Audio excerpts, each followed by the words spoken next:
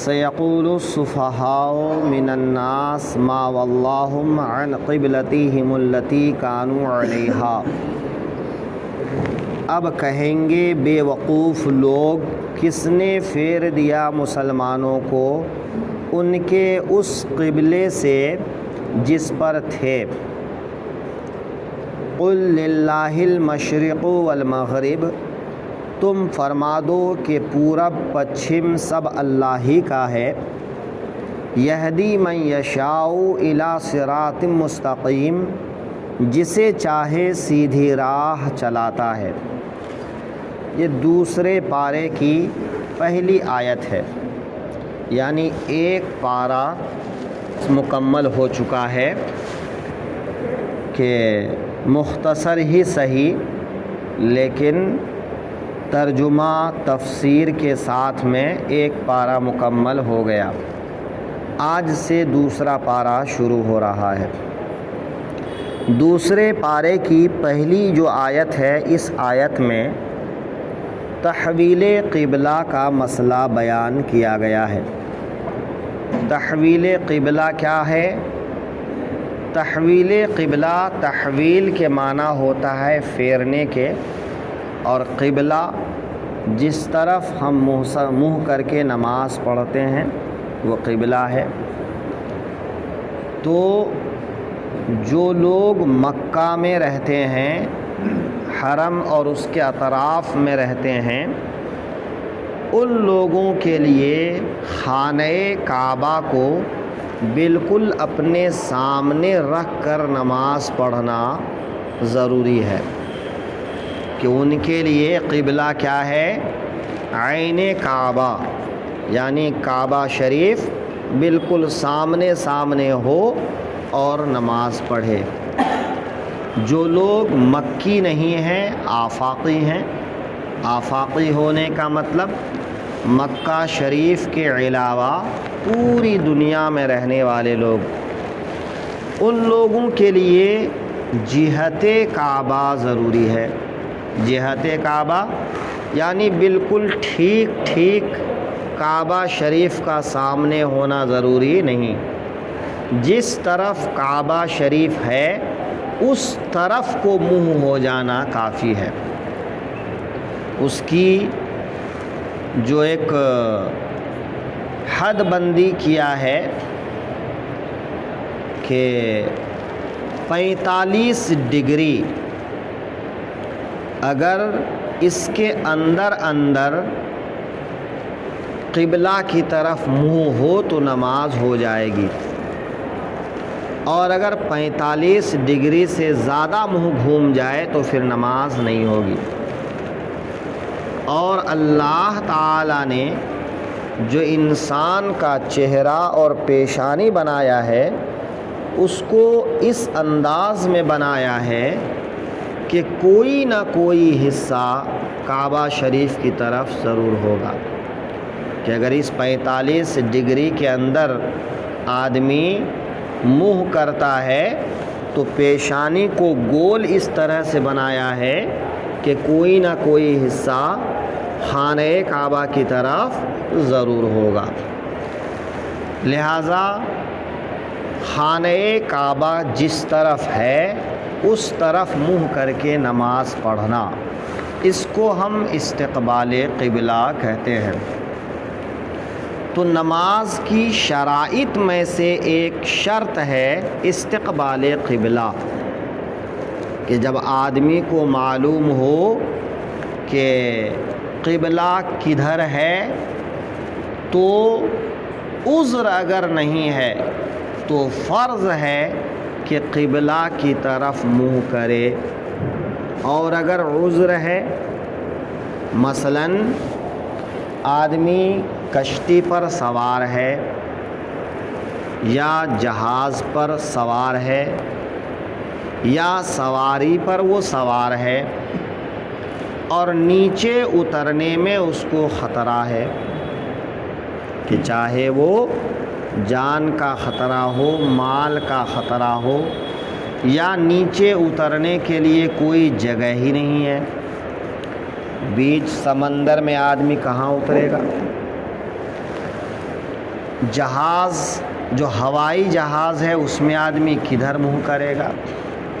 تو ایسی مجبوری کی حالت میں جس طرف ممکن ہو منہ کر کے نماز پڑھ لے، لیکن اگر ایسی مجبوری نہ ہو تو خانہ کعبہ کی طرف فرض نماز میں منہ کرنا ضروری ہے۔ ہاں، نوافل اگر سواری پر ہے اور سواری اس کے اختیار میں بھی ہے کہ چاہے تو وہ اپنی سواری کا منہ گھما سکے، اس کے باوجود نفل نماز سواری پر بیٹھے بیٹھے جس طرف سواری جا رہی ہے اسی طرف منہ کر کے نماز پڑھ لے گا تو نماز ہو جائے گی۔ تو نماز کی شرائط میں سے ایک شرط کیا ہے؟ استقبال قبلہ۔ تو بغیر عذر کے فرض اور واجب نماز اور فجر کی سنت نماز استقبال قبلہ سے منہ پھیر کر پڑھا تو نماز نہیں ہوگی۔ ایک صورت ہے آدمی کو معلوم نہ ہو کہ قبلہ کدھر ہے، اور کوئی ایسا آدمی بھی نہیں ہے جس کو وہ پوچھ لے کہ قبلہ کدھر ہے، یا اس کے پاس کمپاس وغیرہ کوئی ایسی مشینی چیز بھی نہیں ہے کہ وہ جان سکے، دیکھ سکے کہ قبلہ کدھر ہے۔ تو ایسی صورت میں تحری کا مطلب ہے غور و فکر کرنا۔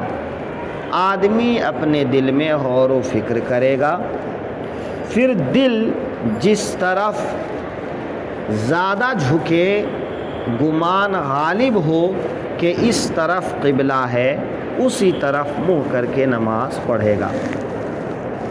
تو جہت تحری اس کی جہت قبلہ ہے۔ اگر بغیر غور و فکر کے آدمی نماز پڑھ لیا اسی حالت میں تو نماز نہیں ہوگی۔ تو غور و فکر کرے اور دل جس طرف جمے اسی طرف منہ کر کے نماز پڑھے۔ اب نماز پڑھ رہا تھا، درمیانی نماز اس کو دل میں گمان بدل گیا کہ نہیں اس طرف نہیں اس طرف ہے، تو اسی حالت میں گھوم جائے۔ اس کو کسی نے نماز کی حالت میں بتا دیا تو پھر جس طرف قبلہ بتایا اسی طرف گھوم جائے۔ اب اگر نماز ختم ہونے تک اس کو نہیں پتہ چلا، اس نے نماز پڑھ لیا غور و فکر کرنے کے بعد، اس کے بعد کوئی بتانے والا آیا اور اس کو معلوم پڑا کہ جس طرف اس نے منہ کر کے نماز پڑھا تھا اس طرف قبلہ نہیں تھا، تو اب نماز دہرانے کی ضرورت نہیں، نماز ہو گئی۔ یہ ہے قبلہ۔ اس آیت میں تحویل قبلہ کا ایک مسئلہ بیان کیا گیا ہے۔ تحویل قبلہ کا مسئلہ کیا ہے کہ حضور صلی اللہ علیہ وسلم جب تک مکہ شریف میں تھے ہجرت سے پہلے، تو آپ خانہ کعبہ کی طرف منہ کر کے نماز پڑھ رہے تھے۔ جب ہجرت کر کے مدینہ شریف گئے تو مدینہ شریف میں چونکہ بہت کثرت کے ساتھ یہودی رہتے تھے، اور یہودی بیت المقدس کو اپنا قبلہ مانتے تھے، اور عیسائی بیت صخرہ، بیت المقدس سے پوربی جانب ایک پتھر ہے بیت صخرہ جس کو بولتے ہیں، اس طرف کو قبلہ جانتے تھے۔ تو شروع میں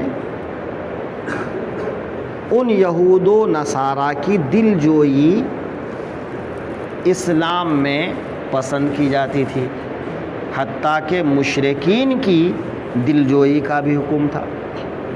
زکوٰۃ کے مسئلے میں آپ سنتے ہیں کہ مؤلفۃ القلوب، یعنی ایسے لوگ جو ابھی ایمان نہیں لائے ہیں لیکن ان کے ایمان لانے کی امید ہے کہ ان کے ساتھ اگر اچھا برتاؤ کیا جائے تو وہ ایمان لے آئے گا، تو زکوٰۃ اس کو بھی دینے سے زکوٰۃ ادا ہو جاتی۔ لیکن اب نہیں، یہ اسلام کے پہلے دور کی بات ہے جب لوگ زیادہ مسلمان نہیں ہوئے تھے۔ اب مسلمان اتنے کافی ہو گئے ہیں کہ اب وہ ایمان لائیں تو ٹھیک، نہ لائیں تو ٹھیک، ہمارا کام ہے تبلیغ کر دینا، تبلیغ کر دیے، اسلام لایا تو ٹھیک ہے، نہیں لایا تو اپنے انجام کو بھگتے گا۔ اب مؤلفۃ القلوب نہیں ہے۔ الغرض تو مدینہ شریف اور اس کے اطراف میں یہودی بہت رہتے تھے، تو ان کی دلجوئی کے لیے اللہ تعالیٰ نے اپنے محبوب کو حکم دیا کہ اے محبوب ان کے قبلے کی طرف منہ کر کے نماز پڑھیے، بیت المقدس کی طرف۔ تو حضور صلی اللہ علیہ وسلم 16 یا 17 مہینے کہ جس مہینے میں حکم دیا گیا اور جس مہینے میں پھر دوسرا حکم دیا گیا، اگر دونوں مہینے کو جوڑا جائے تو 17 اور نہیں جوڑا جائے تو 16، اور اگر کسی ایک کو جوڑا جائے دوسرے کو چھوڑا جائے یا دن کا حساب لیا جائے تو 16.5۔ تو بہرحال 16 یا 17 مہینہ حضور صلی اللہ علیہ وسلم بیت المقدس کی طرف منہ کر کے نماز پڑھے۔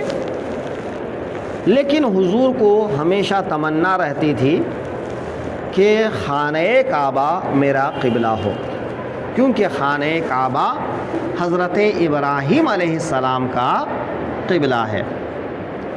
تو عین نماز کی حالت میں اللہ تعالیٰ نے اپنے محبوب کو حکم دیا کہ اے محبوب آپ اپنا قبلہ بیت المقدس کی جانب سے خانہ کعبہ کی طرف اپنا منہ پھیر لیجیے اور قبلہ بدل لیجیے۔